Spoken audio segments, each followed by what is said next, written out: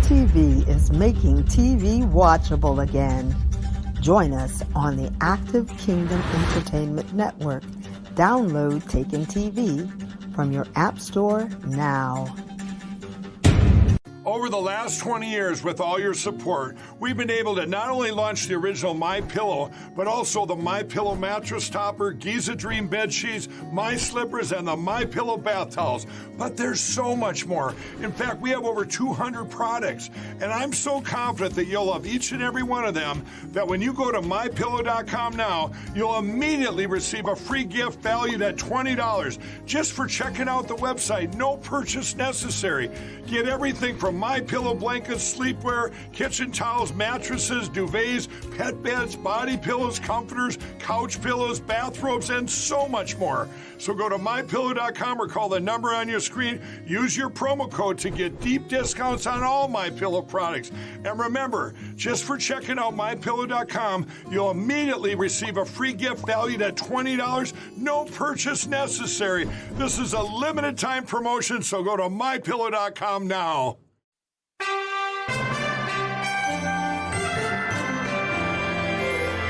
From the heart of our nation's capital, here's Family Research Council President Tony Perkins. Well, good afternoon. Hope you had a fantastic weekend. Welcome to another day and another week of Washington Watch. I'm Jody Heiss, a Senior Vice President here at the Family Research Council. An honor to be sitting in for Tony. And let me just encourage you to continue praying for Tony and his family, as his dad recently went through some very serious surgery. He's doing well, but they, I know, would appreciate all the prayers. Let me give you the highlights of what we'll be discussing on this Monday edition of Washington Watch. Reports from the weekend reveal a very disturbing series of information regarding the DOJ's sweetheart deal with Hunter Biden, as well as our two-tiered system of justice. Well, I'll be speaking about it with Michigan Congressman Tim Walberg here in just a moment. And while President Biden paints a rosy picture of Bidenomics in the economy, the truth is 58% of Americans disapprove of his economic policies. I'm a little confused by the whole Bidenomics thing, because you're trying to convince people of something. You're trying to convince them their own impressions about the economy are wrong.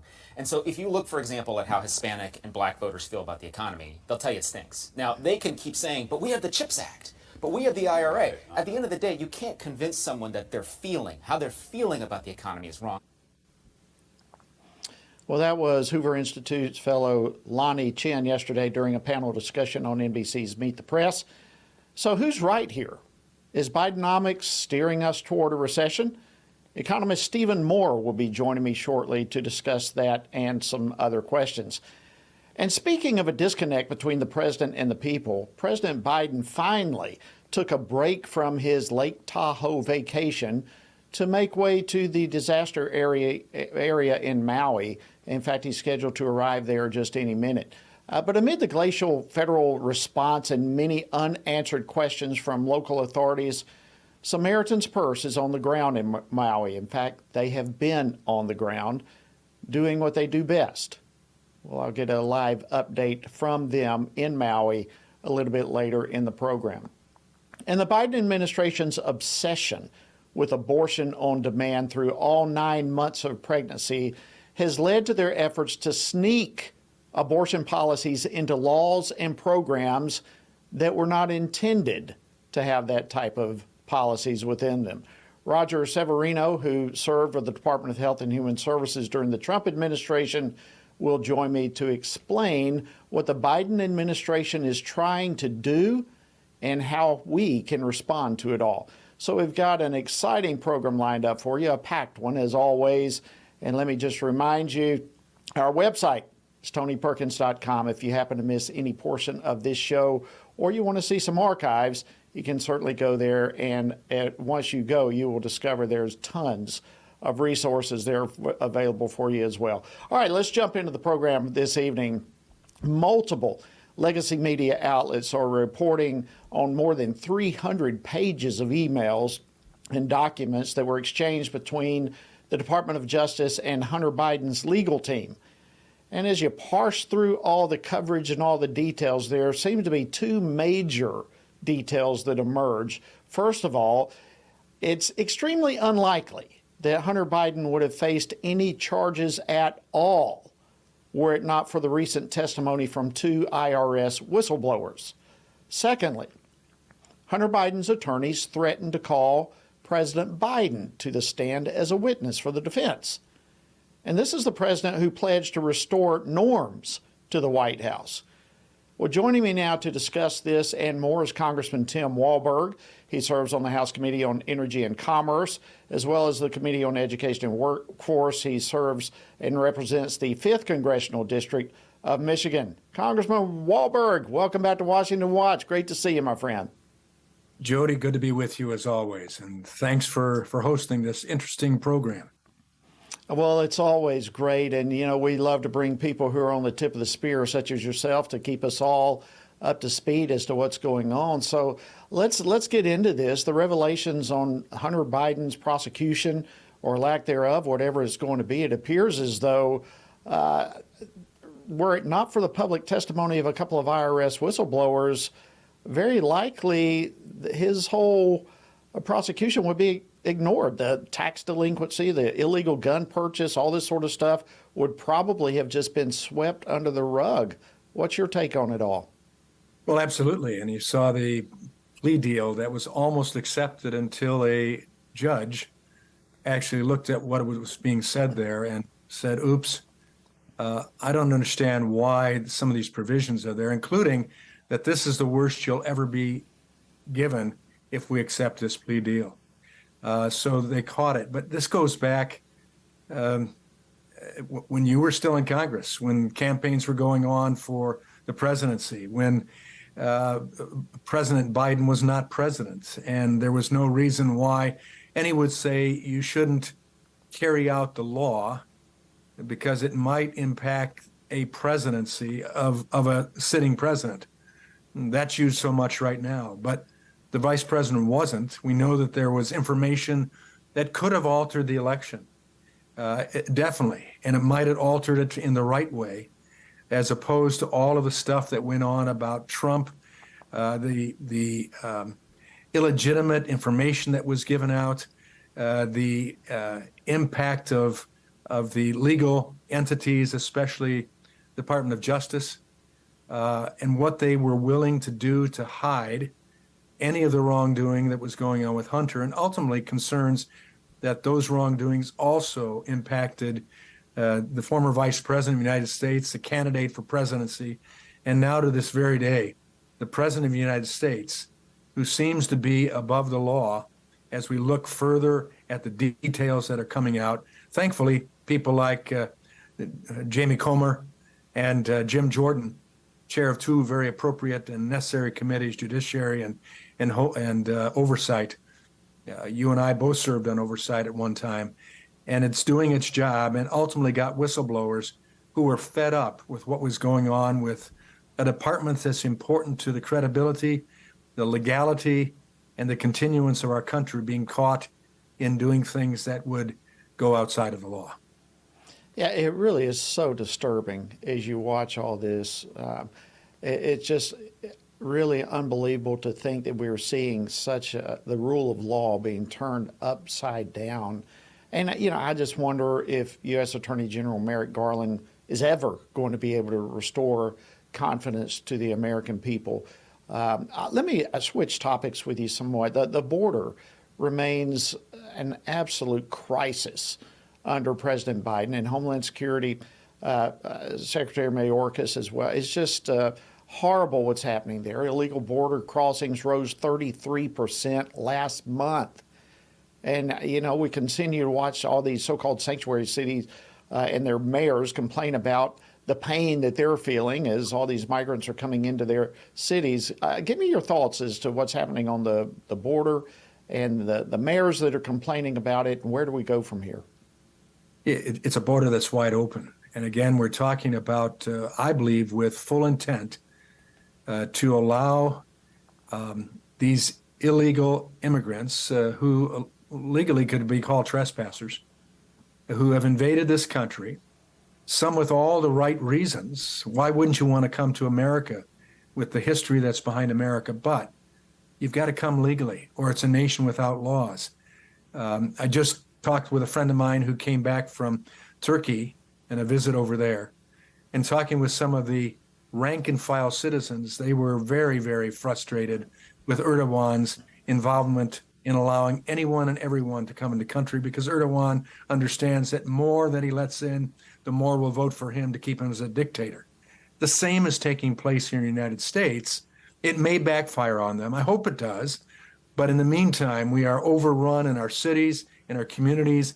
Every state is a border state, including Michigan, not only because of our northern border, where we have people coming in illegally, but because everyone who comes from the south has been shipped out all of the United States into Michigan as well. And what is that doing for our country? But establishing the fact that the very first thing you realize when you come to the United States is that the law isn't made for everybody. Only those that will use it on. The rest of you are free to come.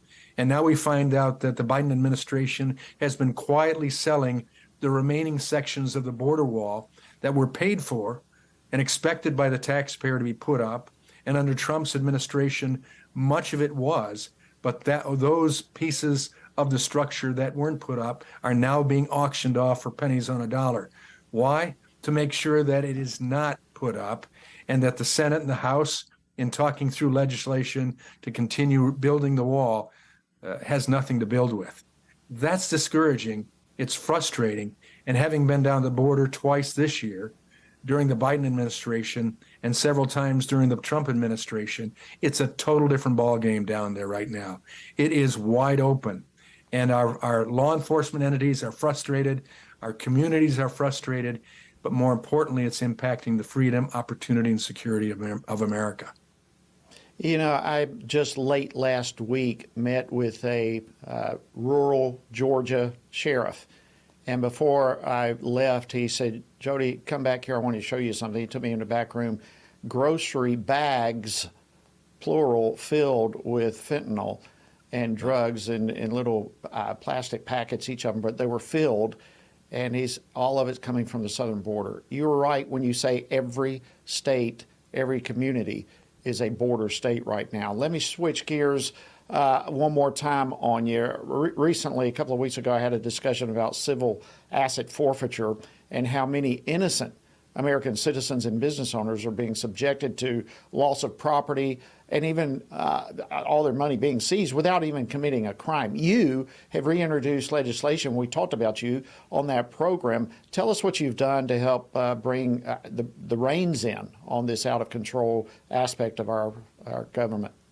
Well, I appreciate that. And I saw your interview with Dan Albin, and he expressed it very clearly, the concern. We aren't going against law enforcement. We're supporting law enforcement, but we're going against something that is insidious in that we would encourage law enforcement for the benefit of dollars, and we need to fund the police. We need to provide more funding for the police to do what they need to do, but to give any indication that law enforcement is tackling innocent citizens and using civil asset forfeiture to take their resources, whether it be bank resources or their property for sale or their cars, knowing that many of these people don't have the resources to hire an attorney to get their due process rights carried out. Because under civil asset forfeiture, there is really no due process. You are guilty until proven innocent. And that's the problem. So what we're saying is that at the federal level, when you have asset forfeiture that can be shared asset forfeiture by the feds getting the local authorities, county, state, municipal law enforcement entities to go in with them. And then under the promise of receiving 80%, 100% of the resources that come from forfeiture properties, that can be a tremendously drawing piece of information for law enforcement. Tim, we've got about 20 seconds. That needs dollars. So what we're saying is, let's give due process, carry it out as normal. Let's make sure that none of those dollars go to the law enforcement. Let's pay them the right way. Let's make sure that we don't give people the opinion that law enforcement is working against them for profit for their own. Congressman Tim Walberg, thank you so much for joining us, fellow pastor, great leader in Congress. It's an honor to have you on Washington Watch. Thank you so much. All right, friends, coming up next on Washington Watch, economist Stephen Moore joins me to answer the question, is more painful economic future ahead for America? Stay tuned. In recent years, Christians have seen an accelerated assault on not just our core beliefs, but their very foundation. Now is the time to build on that foundation, strengthen our faith, and learn how to translate our beliefs into actions that engage the culture around us. That's the purpose behind this year's Pray Vote Stand Summit, Believe and Engage. Pray Vote Stand Summit is a national gathering of spiritually active, governance-engaged conservatives, or SageCons.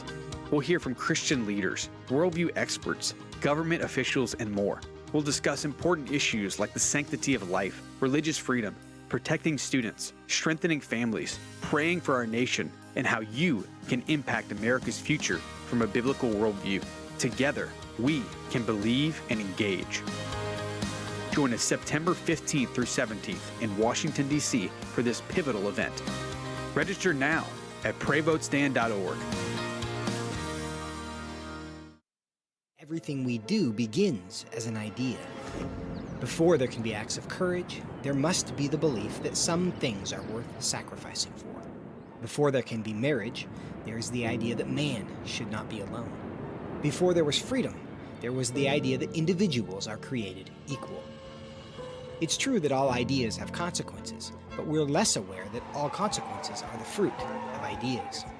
Before there was murder, there was hate. Before there was a Holocaust, there was the belief by some people that other people are undesirable.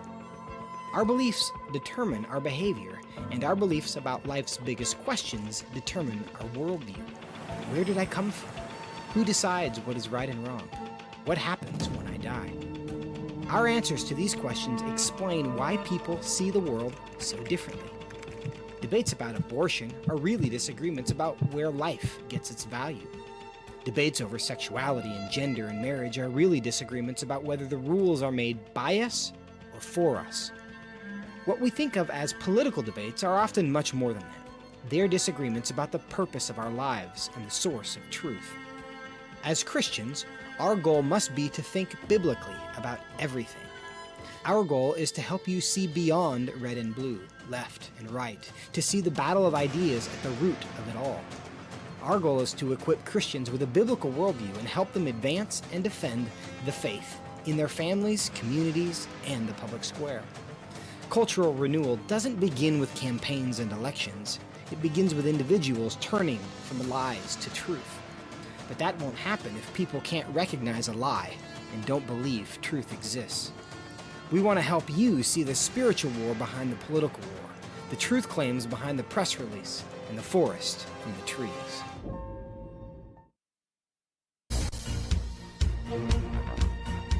And welcome back to Washington Watch. I'm your host, Jody Heiss, filling in for Tony.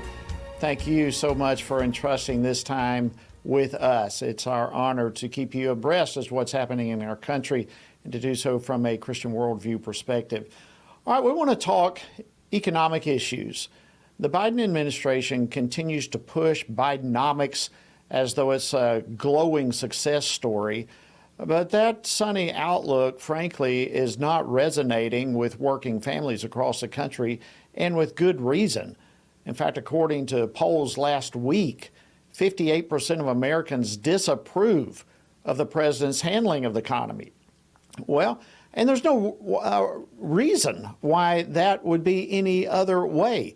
The average American family is now spending over $700 more every single month just to break even as far as dollars spent for the value of those dollars compared to last year. And people are wondering, are we on the verge of more inflation? Are we on the verge of a recession?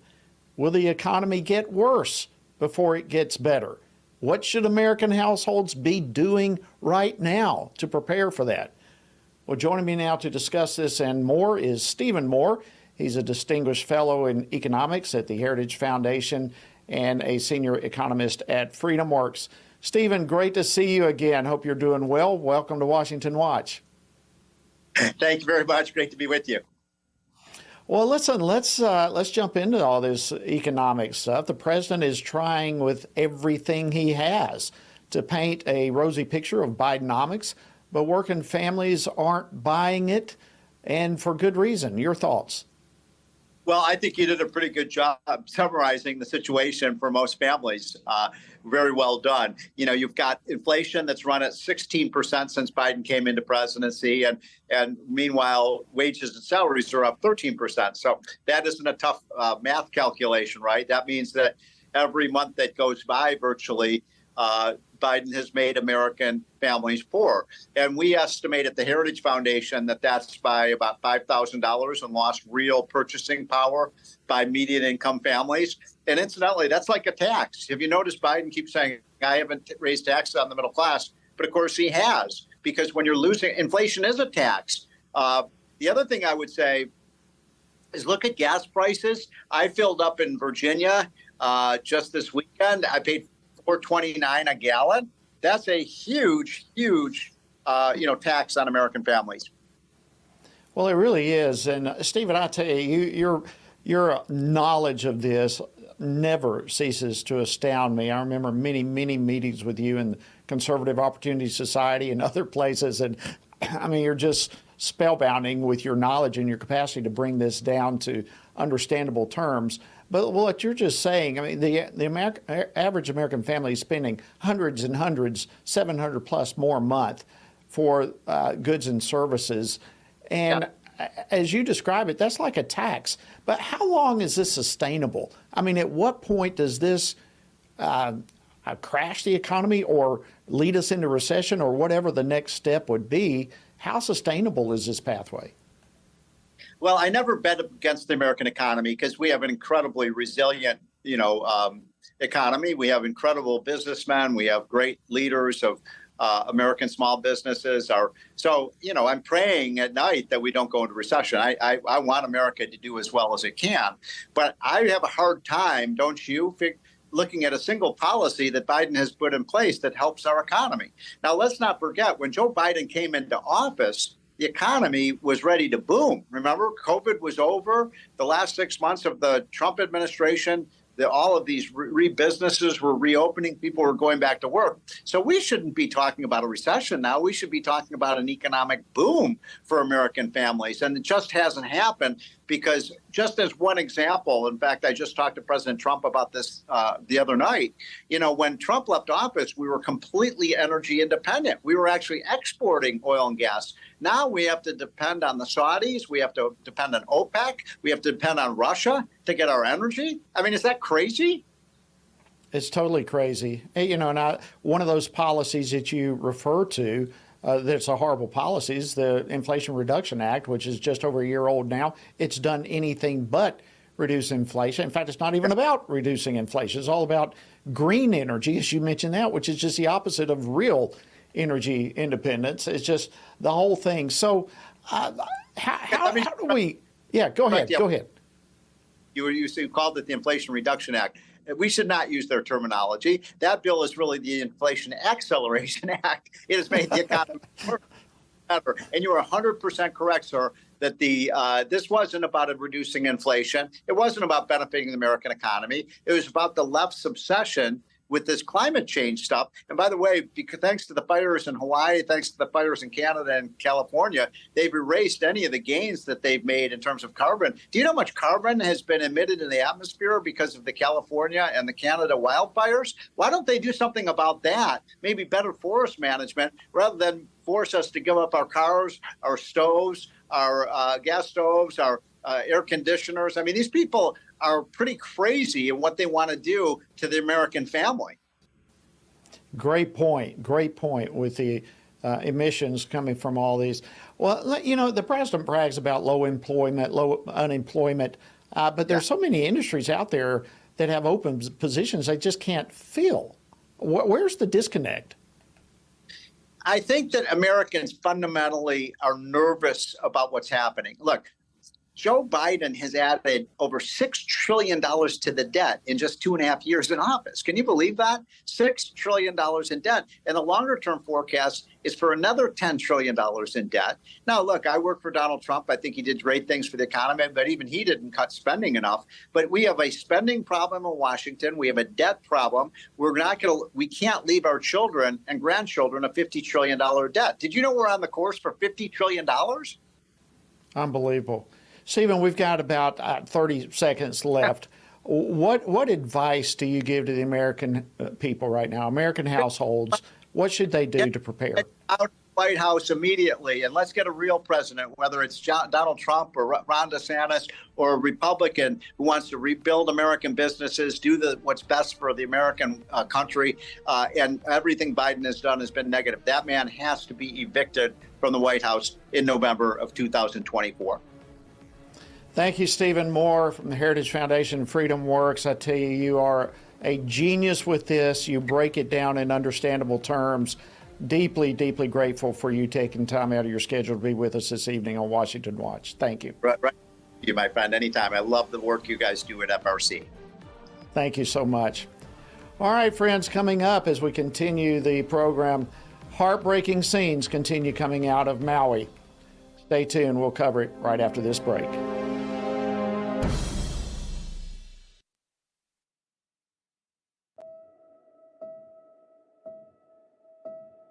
All of us are born with the desire to find truth and meaning. Where did I come from? What happens when I die? While our answers to these questions may divide us, we are united in our need for the freedom to answer life's biggest questions and make life's biggest decisions for ourselves. That's why religious freedom matters for everyone. Religious freedom matters because the powerful have long wanted to control those who are less powerful. Religious freedom matters because the freedom of those who are different is often threatened by those who believe different is dangerous. Leah Sharibu, a Christian teenager in Nigeria, remains a captive of Boko Haram for her refusal to renounce her Christian faith. Chinese pastor Wang Yi is serving a 9-year sentence for speaking publicly against the Chinese government. In Pakistan, Asif Pervez is on death row for allegedly sending a blasphemous text message. All of this because people in power decided different is dangerous.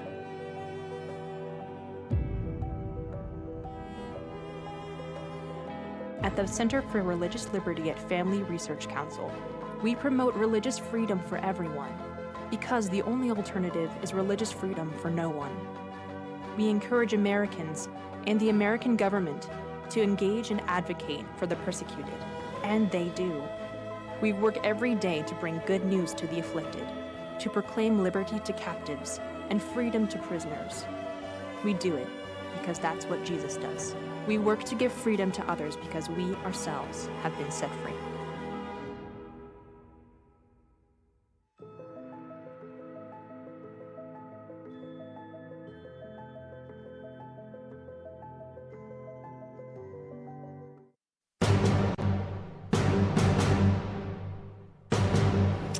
Welcome back to Washington Watch.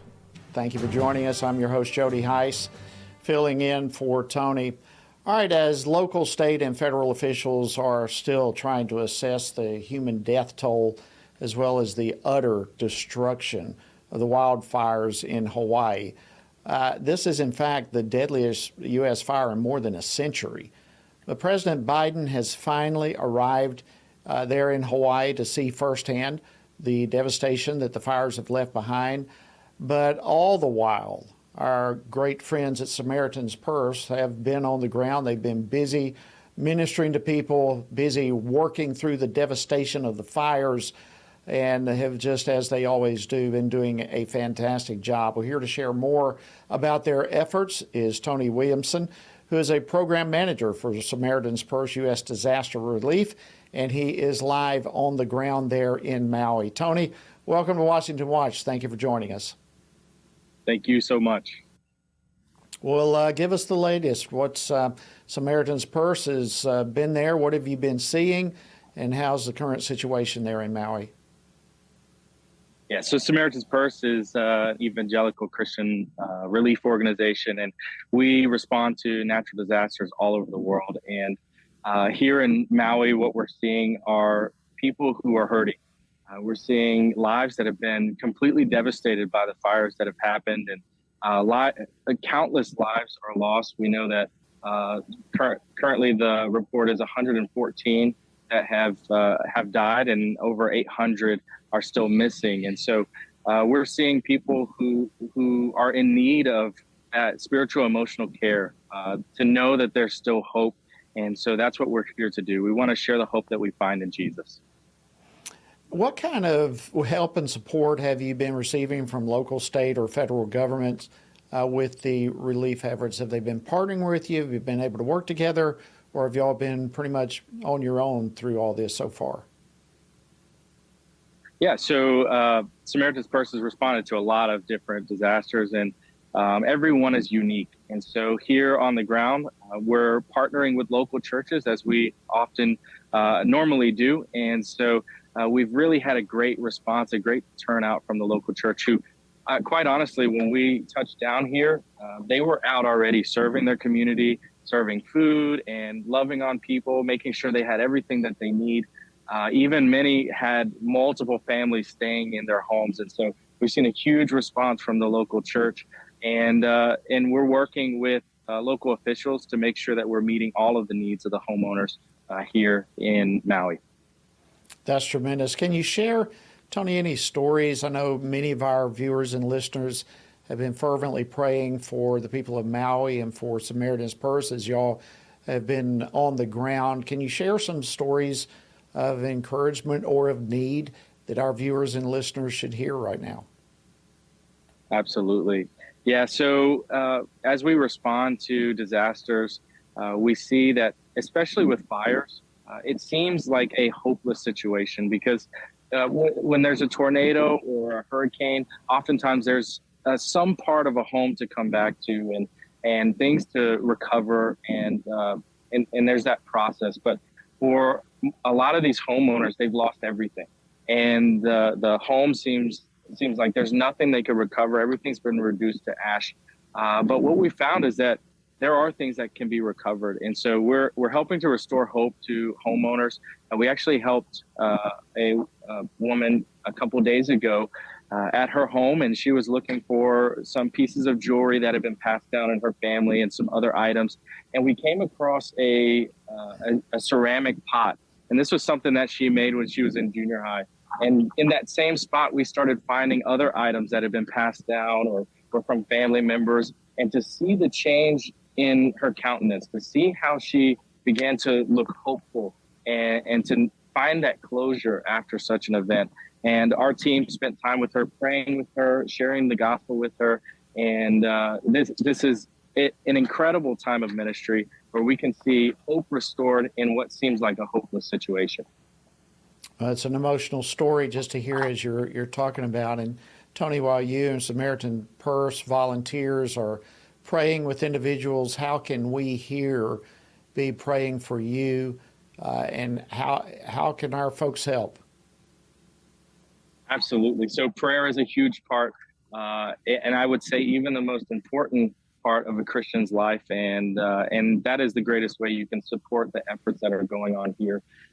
Pray for the homeowners, those who have gone through this disaster. Pray for the people of Maui who, if they weren't in the fire, they have family, they have people that they are concerned about. And then pray for the local church and for organizations like Samaritan's Purse who are bringing the gospel and bringing hope in this hopeless situation, that God would help us to serve them well and to represent Christ well. And the best way to know about everything that's happening with Samaritan's Purse is to go to our website, SamaritansPurse.org, and you can find many other ways that you can pray and support our ministry. Tony, we've got about 30 seconds here before I need to let you go, but any idea how long you will be there, how long Samaritan's Purse will have a presence there helping? Yeah, the recovery process is a long one. Currently, they are in the search and rescue phase where they're combing through the ashes. But as time goes on, we're going to be able to help to sift through belongings and to assist homeowners with that cleanup process. But we're committed here for as long as there's a need, and we're being requested for help with those things. And then we have committed to help with the rebuilding process as well. And so we're working out the details of that. And so Samaritan's Purse will be here for a long time. Thank you so much for joining us live from Maui, and God bless you for all you do. All right, friends, after the break, the Biden administration's obsession with promoting abortion has led to their efforts to use the back door to push abortion into pro-life laws. Stay tuned. It begins here, and here, and here. Every day. Before you stand, you need solid ground. Standing in a culture that wants you to surrender the truth won't work unless you have a firm foundation. At Family Research Council, we have that firm foundation, and you can find us standing. We stand for the value of all human life. We stand for the right of families to flourish. And every day we stand for your freedom to believe and to live out those beliefs both at home and abroad. We work with government officials, educating them on the issues from a biblical worldview. And when necessary, we hold them accountable. We equip Christians across America to be informed and to take action in their communities. With our daily radio program, television appearances, and vast online presence, we reach people where they are. We envision an America where all human life is valued, families flourish, and religious liberty thrives. And that won't be realized if we're not standing. Stand for faith. Stand for family. Stand for freedom. Stand with us at FRC.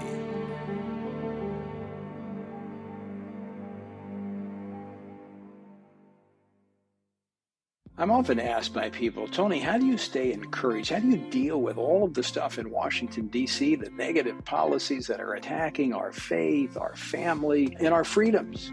Well, you want me to let you in on the secret? It's called the Word of God. And that is why the Family Research Council embarked on Stand on the Word, a 2-year journey through the Bible. It's a chronological Bible reading plan with just 10 to 15 minutes a day. In 2 years, you will have covered the entire Bible. And to go along with this, Monday through Friday, I do a morning devotional that goes along with the reading of the day. It's all designed to encourage you on this journey because the Word of God, as the psalmist said, in my affliction, here's my comfort.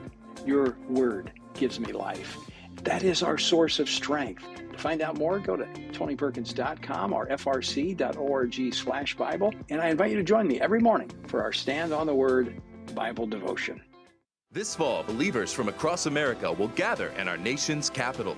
We'll hear from government leaders, policy experts, and leading Christian voices, learning how we can engage in government at every level, from local school boards to state legislatures to Congress and even the White House, to win back the soul of our nation. Join with us for the Pray, Vote, Stand Summit, Believe and Engage, September 15th through 17th. Register now at prayvotestand.org. FRC, celebrating 40 years with Congressman Dan Bishop. You guys are more important in my daily life in D.C. than you can possibly imagine.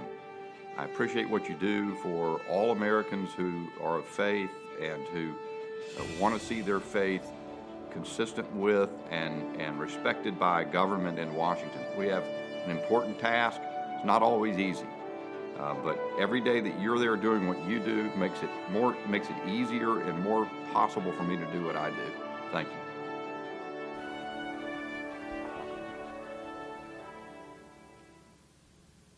Deeply appreciate those comments by Representative Dan Bishop from North Carolina. Great leader in so many ways. It's been an honor to serve with him. And as he is talking about FRC and the 40-year anniversary, I want to yet again remind you that you have an opportunity to join with us, not only in celebrating 40 years, but of standing together for faith, family, and freedom.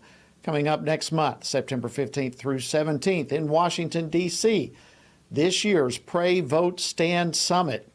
It's less than a month away, and you have the opportunity to be a part of what is going to be a historic event, and we want to encourage you to come. You can find out more about it, and you can register online. Registration is open. Simply go to prayvotestand.org for more details and to register. Prayvotestand.org. All right, before we move into our last topic for the day, I want to bring you up to speed on some more news that obviously has been making headlines over the weekend, but it's been going on for a long, long time. We touched on it just a little bit with Congressman Walberg earlier, but I want to go just a little bit more, see what else is going on, and that has to do with the Hunter Biden, the whole issue surrounding him and the potential prosecution, that type of thing. There's so much that is happening behind the scenes here.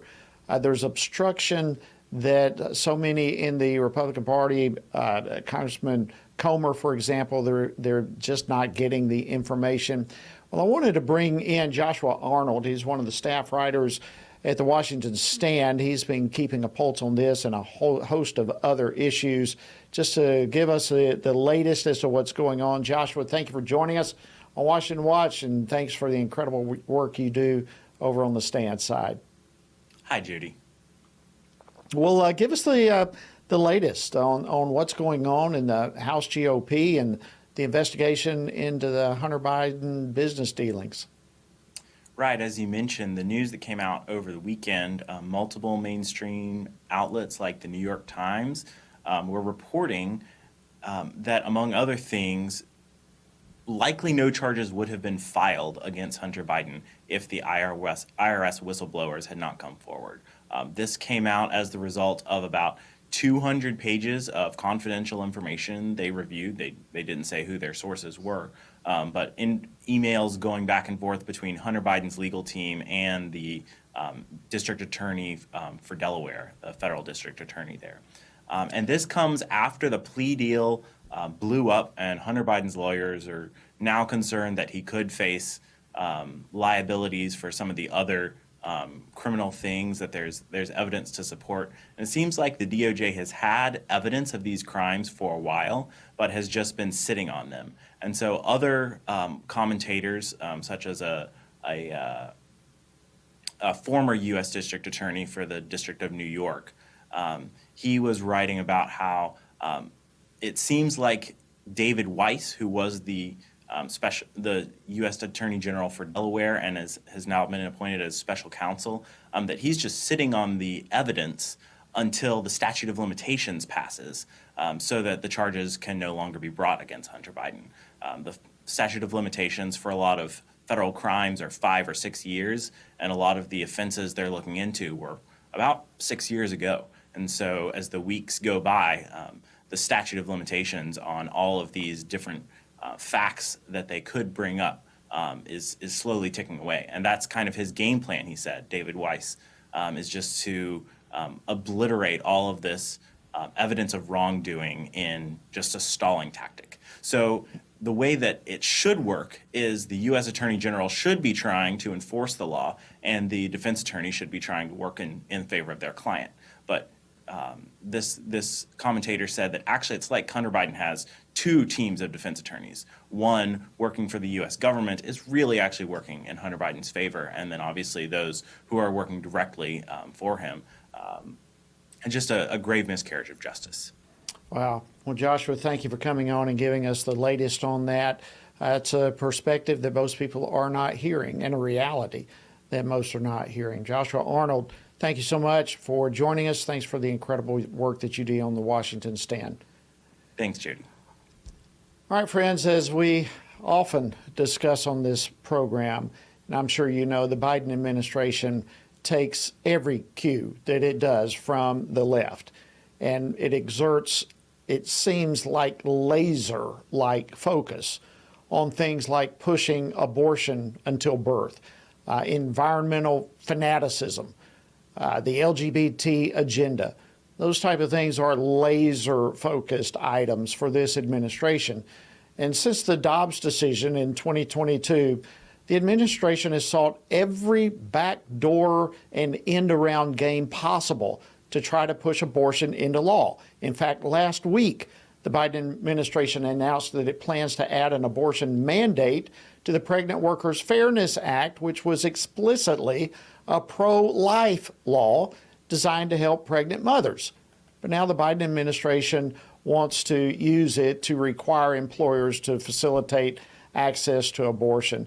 It's just another example of the Department of Health and Human Services going against, really against the rule of law. That's not what this law is all about, in this administration as well. They're trying to use HIPAA, just a host of things to go around Congress to push abortion. Joining me now to discuss this is Roger Severino. He's the Vice President of Domestic Policy at the Heritage Foundation. Previously served as the director of the HHS Office of Civil Rights in the Trump administration. Roger, welcome back to Washington Watch. We appreciate you joining us this evening. Thanks for having me. Well, it's our pleasure in every way. All right, so, I guess it shouldn't be a surprise to any of us that the Biden administration is attempting to get around both Congress and the U.S. Supreme Court. But that realization that we shouldn't expect less, I guess.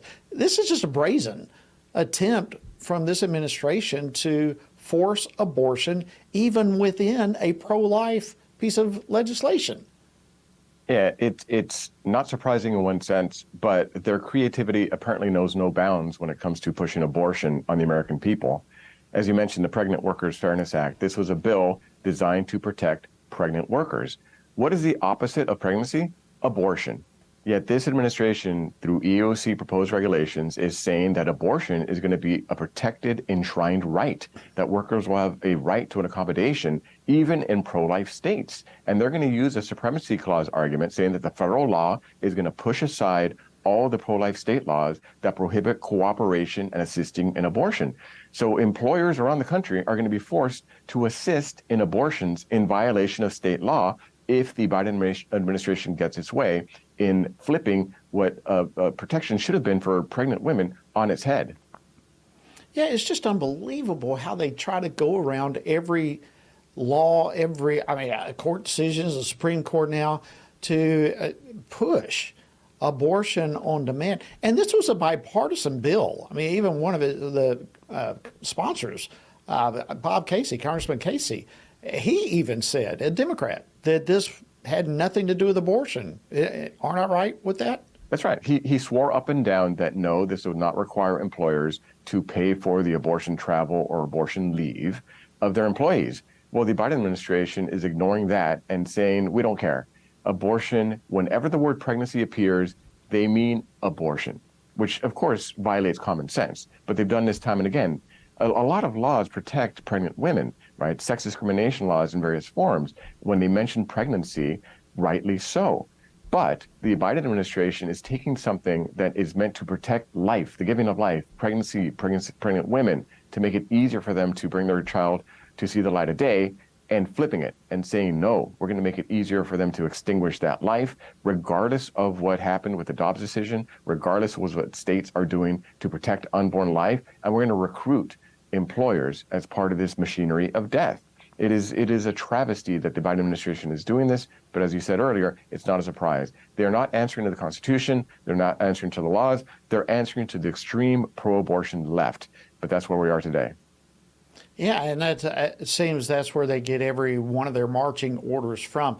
So I want to make sure that I'm hearing you right. Under the proposed changes that they're trying to push, there would be no exceptions in pro-life states or for employers' conscience rights or any of that. All of that would be erased. Is that what you're saying? Correct. Now, on the religious freedom arguments, there, of course, will be arguments raised, and we're hopeful that the Supreme Court will say if you have religious objections to assisting with an employee's abortion, that they would be able to get protection.